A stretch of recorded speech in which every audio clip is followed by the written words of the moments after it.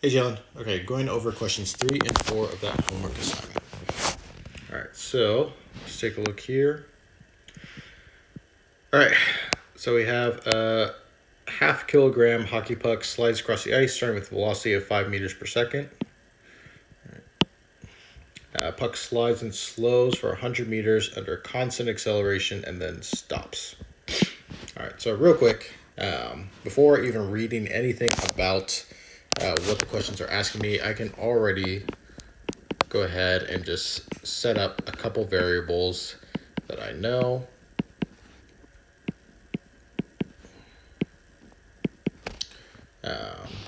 Right, and then just kind of looking at what's given. All right, so I have the mass, right, 0.5 kg. I have the starting velocity, right, so the hockey puck is starting with a velocity of 5 meters per second. The puck comes to a full stop, so the final velocity is 0. Acceleration, we're not given. Time, we're not given. And then the displacement or distance is 100 meters. All right. So, given everything that we have here, a couple things I can already figure out is I could use my kinematic formulas to figure out acceleration. I could also use my kinematic formulas to figure out time. But we're just going to go ahead and figure out what it is we actually need to find out. And that's going to be based on the questions. All right. So first one is, what is the acceleration of the hockey puck? Right. That's a pretty easy one, right? We can just use our kinematic formulas to solve for acceleration using what we already know. Right. So we know final velocity, initial velocity, mass is not going to be helpful for this. We know distance, and we're being asked for acceleration. Right. So not time. So when we're going back to those kinematic formulas that we've learned, we're choosing one of them that does not include time. And so one that would be useful in this case would be the final velocity squared equals the initial velocity squared plus 2 times acceleration times distance. Okay, we know our final velocity is 0. Obviously, 0 squared is just going to be 0. Our initial velocity is going to be 5. We're squaring that times 2a times 100. All right, we're going to just simplify this. 0 equals 25 plus 200a. I'm going to put 25 on this side, so we get negative 25 equals 200a. Divide 200 by both sides. Again, we're going to get a negative number, and that should check out because we know that our puck is slowing down. All right, so we end up with negative 25 divided by 200 gives us negative 0.125.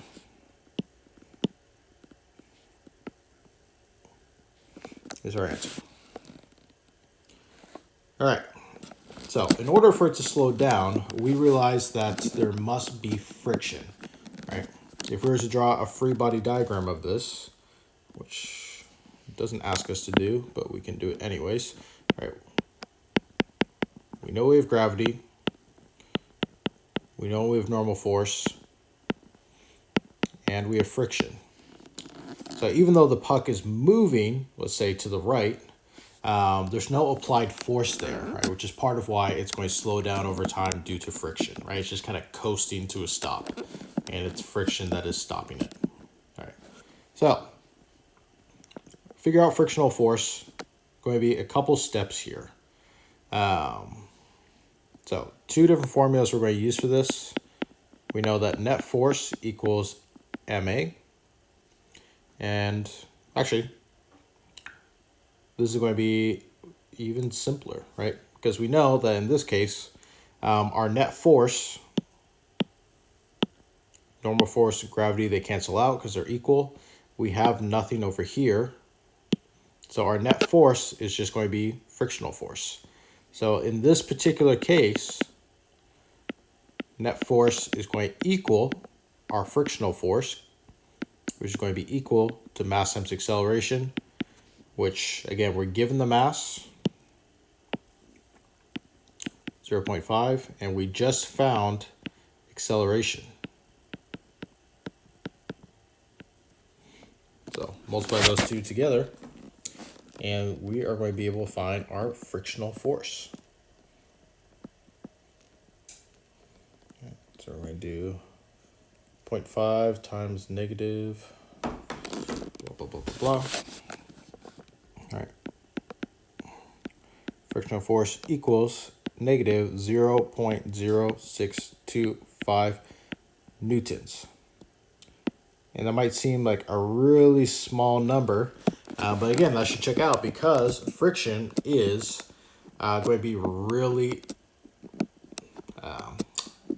just a really small number when it comes to ice. Right? It's not a lot of friction there. All right. What is the coefficient of friction between the ice and the puck? Right. This is where we're going to use our other formula. Right. We know that the force of friction is equal to mu times normal force. All right. In this case, remembering when an object is on level ground, normal force is equal to mass times gravity, which in this case is 5 times 9.8. Fn is going to be a little less than 50.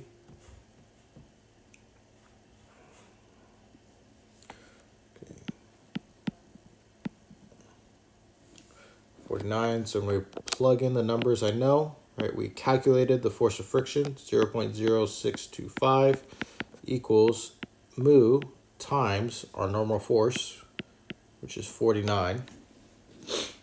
To find mu, we're going to divide both sides by 49. So 0.0625 divided by 49. All right.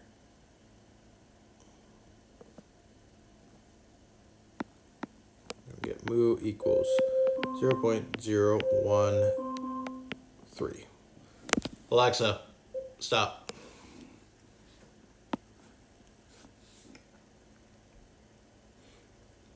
All right. Now, what we can see here is that we have a coefficient of friction that is really, really small. And once again, that should make sense because we should end up with a number between 0 and 1. You'll notice that my coefficient of friction is not negative, it's positive, in part because when we talk about coefficient of friction, it's always going to be absolute, right? There's no negatives, there's no numbers outside 0 and 1.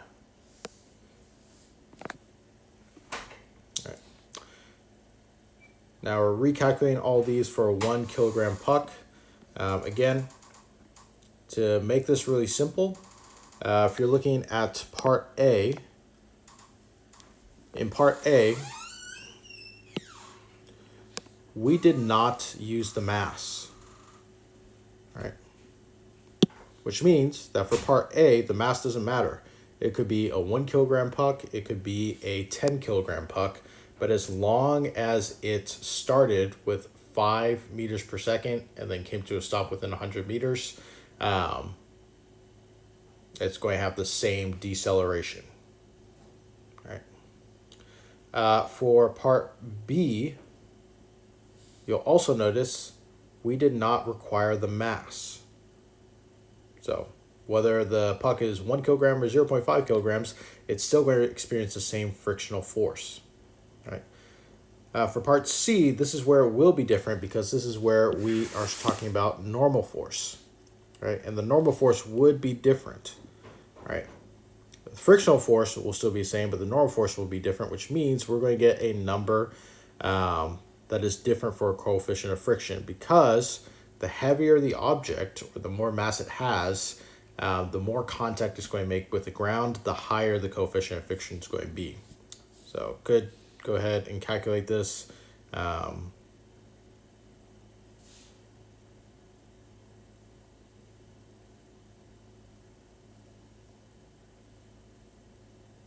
No, actually, I'm going backwards real quick. I realize I made a really stupid mistake here. Actually, I shouldn't say stupid. Mass is supposed to be 0.5. All right, so that just means that this was supposed to be 4.9. Wow. Glad I caught that before sending this out. That would be really bad. I was like, that was a really small number. Sorry. So mu here. It's going to be slightly different. Still a small number, but not that small. Jeez. I'm not on my game right now. Okay. 0.013. Actually, didn't need to recalculate that. Could figure that on my head. Just forgot a decimal spot. All right, anyways. So, mu here, I'm going to call this mu 2, right, is going to be greater than mu 1, right, the one we just calculated. Just because, again, heavier object makes more contact with the ground, so more friction. All right, part 4. Once again, I'm just going to highlight what we're given. A 500 kilogram car and given a mu of 1.8.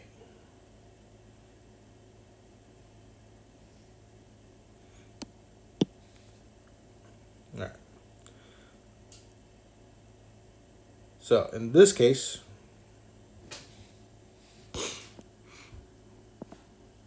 we can use our formula for force of friction, right? Because we want to find out what's the maximum friction we can have. It's going to be based on mu times normal force. All right.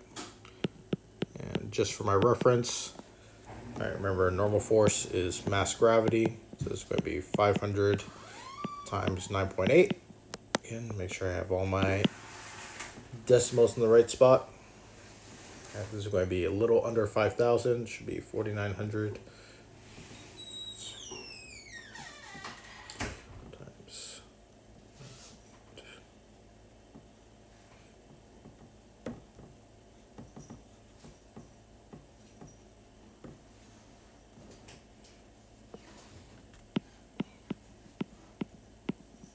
Okay. So we get force friction equals 1.8 times 4,900 .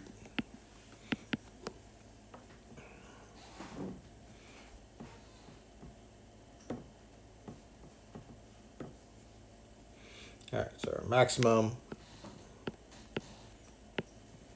friction is going to be that. All right, so if you're trying to brake your car, or press the brake on your car, once again, what you want to do is you obviously would only be pressing the brake. You would not also simultaneously be pressing the acceleration. So you would only have a net force in the opposite direction. So your net force would be friction. Right? So in this case, our net force is going to be equal to our frictional force, which is equal to MA. Right? Because once again, same kind of free body diagram. We have gravity, we have normal force, and we have friction. No applied force. All right, our mass is 500.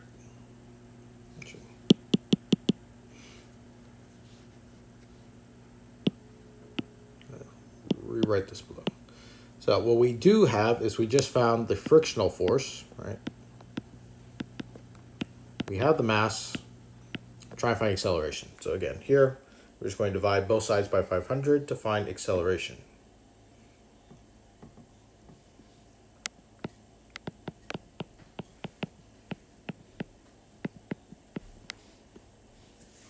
All right.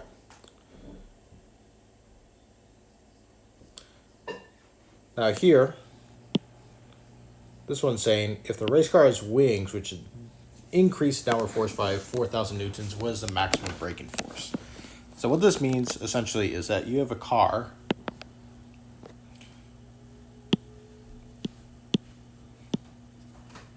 I'm going to draw a really kind of terrible car here. And this car has a set of wings, right?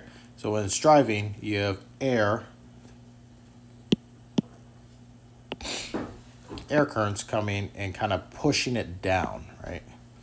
So air is coming as it's driving, and it's pushing the car into the ground. So while the car has 500 kilograms of mass, air resistance is actually increasing the normal force, kind of like if you have a textbook and you are putting your weight on top of the textbook, right? You're increasing the normal force, even though you're not increasing the mass of the book.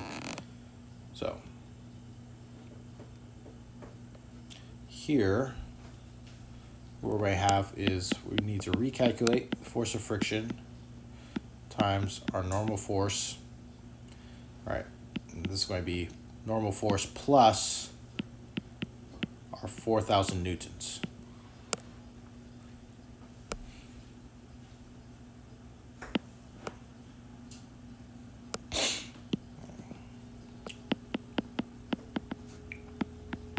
Still the same coefficient of friction. Found the normal force is 4,900 plus 4,000, so 8,900. Calculate that out.